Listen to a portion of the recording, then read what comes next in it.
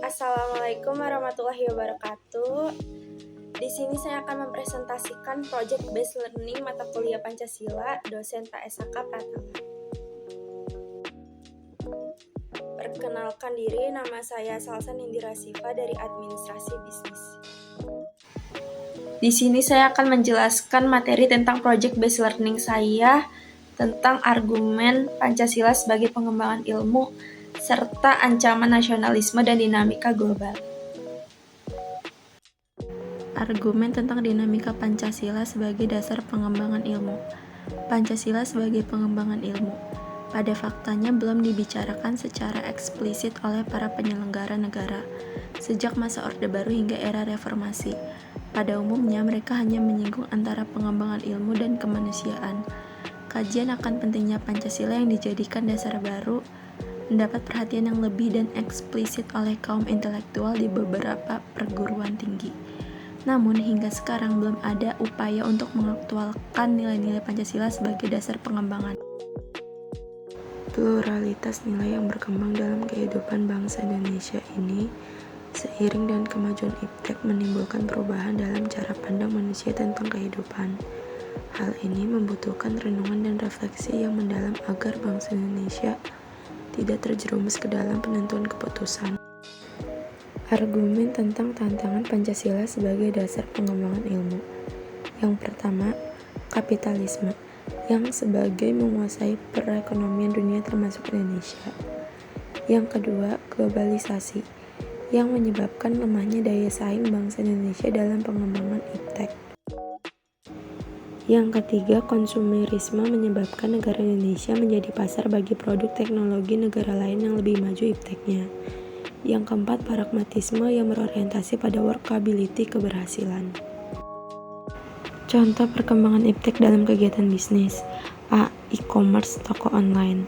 Perusahaan e-commerce seperti Lazada, Bukalapak, dan Tokopedia menggunakan teknologi informasi untuk mengelola inventory, meningkatkan pelayanan pelanggan, dan meningkatkan penjualan melalui website dan aplikasi mobile.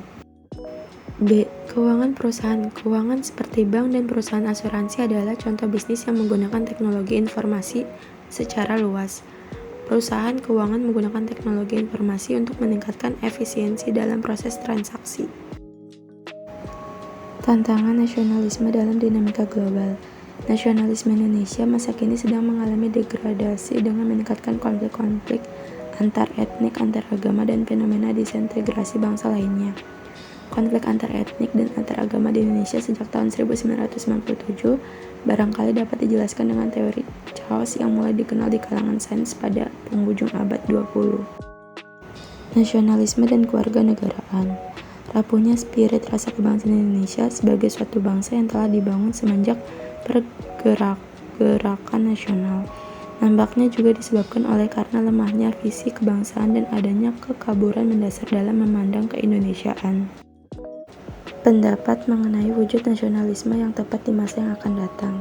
Generasi muda harus mempunyai karakter yang kuat untuk membangun bangsa dan negaranya, memiliki kepribadian tinggi, semangat nasionalisme, berjiwa saing, mampu memahami pengetahuan dan teknologi guna bersaing secara global. Pemuda juga perlu memperhatikan bahwa mereka mempunyai fungsi sebagai agent of change, moral force, dan social control sehingga fungsi tersebut dapat berguna bagi masyarakat.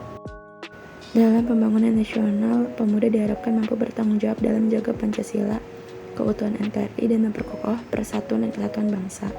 Dengan demikian, kesadaran pemuda akan kecintaan terhadap tanah air dan bangsanya semakin meningkat, di mana mahasiswa merupakan generasi kelas menengah yang selalu hadir dalam garda terdepan setiap perubahan penting dan mendasar di NKRI. Kecintaan bangsa pemuda adalah harapan bagi masa depan bangsa. Dalam upaya mewujudkan cita-cita bangsa Indonesia, mengarahkan peranan pemuda dapat menjadi karakteristik yang baik bagi Indonesia.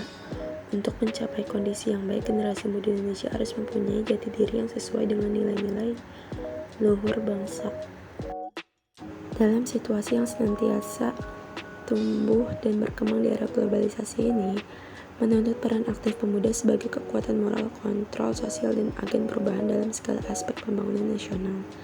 Selain itu, dalam pembangunan nasional, pemuda diharapkan mampu bertanggung jawab dalam menjaga Pancasila, keutuhan NKRI dan memperkokoh persatuan dan kesatuan bangsa. Dengan demikian, kesadaran pemuda akan kecintaan terhadap tanah air dan bangsa semakin meningkat. Pemuda juga diharapkan tetap terus menempa dirinya menjadi pribadi-pribadi yang memiliki kematangan intelektual, kreatif, percaya diri, inovatif, dan memiliki kesetiakawanan sosial dan semangat pengabdian terhadap masyarakat, bangsa, dan negara yang tinggi.